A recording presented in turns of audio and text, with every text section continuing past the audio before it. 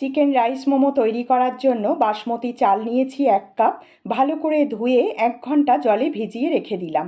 এখানে boneless chicken নিয়েছি 300 গ্রাম, medium সাইজের একটা পেঁয়াজ, 10-12টা রসুন কোয়া, 1 ইঞ্চি আদা, আর নিয়ে নিলাম কাঁচা পাকা লঙ্কা 7-8টা, আর খানিকটা ধনেপাতা।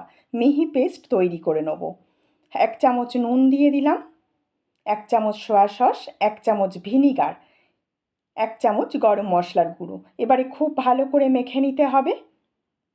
প্রথমে যে চালটা ভিজিয়ে রেখেছিলাম তাতে দিয়ে দিলাম 1/2 চামচ নুন। নুনটা দিয়ে খুব ভালো করে মেখে নেওয়ার পর চিকেন বল তৈরি করে নিলাম মিডিয়াম সাইজের।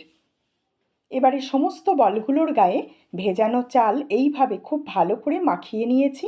একটা মোমো স্টিমার নিয়েছি, সাদা তেল ব্রাশ করে দিলাম। এবারে মোমোগুলোকে ফাঁকা ফাঁকা করে বসিয়ে 20 মিনিট স্টিম করে নিয়েছি। দারুণ টেস্টি ইভিনিং স্ন্যাক্স তৈরি হয়ে গেল।